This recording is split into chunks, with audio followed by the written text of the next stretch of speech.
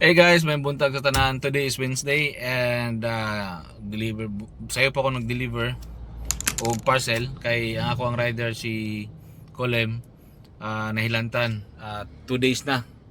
So ako mo biyahe karon and kini mo gud ni sila, kini ako ang mga driver balik ako gihan gyud. Sobra pa duha ka buok sawa ani nila. Dili mo day off. Everyday duty gyud. Basta kay okay lang ang lawas, biyahe ra gid sila. Not to mention gad double shift pa ni si Colem. I mean duha pa ni ang trabaho. Si Colem ug si Michael kana silang duha tagduha ng trabaho. Tagduha tagtulog, grabe. Kay kini mo gud lang trabaho sa ako ay is mabuntag lang. So after nila hatod sa mga parcels sa mga driver, wala na sila trabaho. So kaya pa kay nila mo double shift.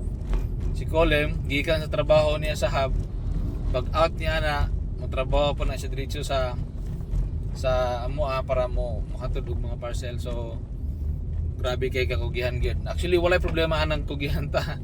Okay? Especially og naana kay anak, dapat lang gyud magkugi ka. Pero again, never compromise your health over money. Kay once ang imuhang lawas na ang mangayo og partida na, good luck guys, good luck yun. I learned that the hard way. Mao na ilang giyon gani nga you can have a million problems in your life, pero ang imuhang problem na gani is imuhang health, good luck. Mao na gina mawala na ang mga problema nimo sa imong kinabuhi tanan. Ug naa kay sakit na. Gamay na mga problema nimo sa imong trabaho, sa imong pamilya, kwarta, mga wala na tanan. Kaya ma-focus na ka sa problema sa imong health, which is very true. Kaya nakaagi na yun ko ana gyud. So okay lang guys magkugi, pero again ayaw niyo abusuhan yung kagalingon. Okay? Balance lang. Sa tanang mga amahan nga pobre, o bisag dili pa amahan diya. Sa tanang mga pobre nga na mga pangandoy guys, normal lang ang magkukita. Amantay sa ligan. Wala may motabaw na to.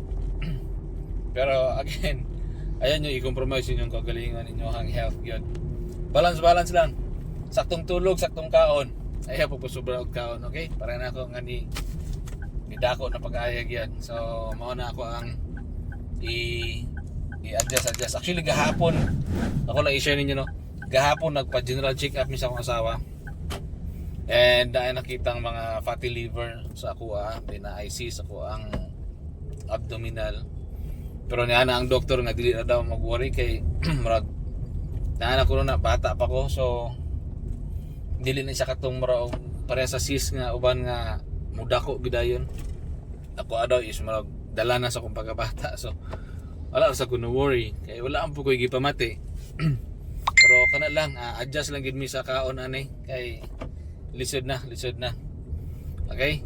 So kana lang mga guys for today and balik nitag trabaho. Okay? And may buntag sa tanan. Kugi lang ta pero ayaw i-compromise ang lawas, ha? Sige, bye-bye.